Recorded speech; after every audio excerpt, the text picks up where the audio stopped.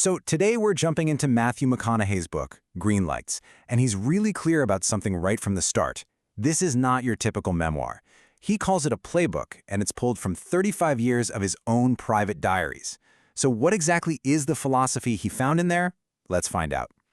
You know, the whole idea for this book starts right here, with this one little journal entry from way back in 1989. For 35 years, McConaughey was keeping diaries, just jotting down clues, trying to solve life's big riddle. This book? Well, it's what happens when he finally took the time to go back and read them all. And he really wants you to get this. Don't expect some celebrity tell-all, because he says he has zero interest in just looking back with nostalgia. Instead, this is a playbook. It's a collection of his stories, sure, but also insights he thinks you can actually use to, maybe change your reality, or at the very least change how you look at it. Yeah, this whole playbook is built from decades of his personal notes, and that's what makes it such a unique guide for getting through life. And those diaries, they had everything. I'm talking deep, profound lessons about being a good man, or how to deal with stress and fairness, but also what he calls bumper stickers. Just simple one-liners and little bits of wisdom that stuck with him. It's this awesome mix of the really deep stuff and the delightfully simple.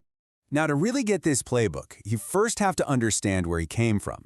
His entire worldview was shaped by something he calls outlaw logic, a world where truth and love and, a whole lot of chaos all kind of blurred together. And what a world it was. I mean, get this. His parents were married to each other 3 times. He was blackmailed into losing his virginity. He got arrested for playing the bongos, naked. He did peyote with a mountain lion, got 78 stitches from a veterinarian, and through all of that, he says he never once felt like he was a victim.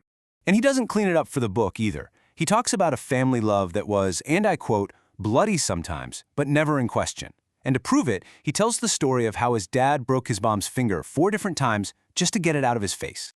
So all of this came from a really specific philosophy. His family were these rule breakers who also, weirdly, demanded discipline. They taught him you better follow the rules until you're man enough to know when to break them. You see, you might get punished for breaking a rule, but you were definitely getting punished if you got caught. And all that outlaw logic? Well, it leads us right to the big idea of the book, the green light philosophy. It's basically a way to find that forward momentum, to catch more yeses in a world that seems full of no's. It really just boils down to this one simple question. What is a green light?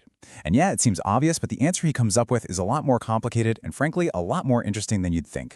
So on the one hand, you've got green lights. Those are the easy ones, right? The yeses in life, success, joy, getting approval. They're the things we want. But then you've got the yellow and red lights. The pauses, the failures, the pain. They're the roadblocks. We hate them. But McConaughey's whole point is that they're often what we actually need. But here's the twist. Those red and yellow lights, they aren't always what they seem to be. McConaughey argues that if you give it enough time, our biggest challenges can actually become our greatest blessings. Yesterday's red light often leads to tomorrow's green light. This really shows you how it works. Green lights can actually be disguised as yellow and red ones. The real magic, the good stuff, happens in that overlap. That's the space where a total failure or a moment of pain starts to transform into an opportunity, into a way forward.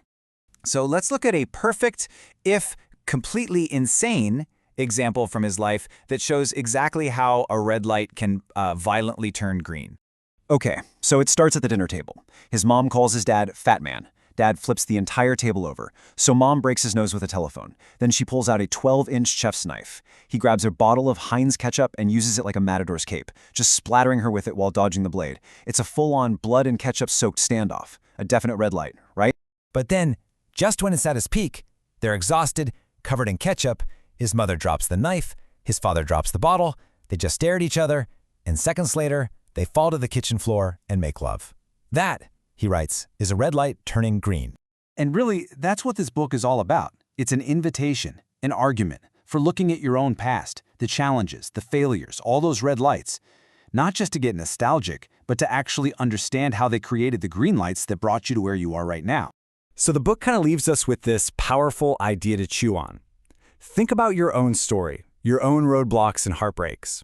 Which of those moments that felt like a complete dead end might have actually been the detour you needed to get to where you were truly meant to go?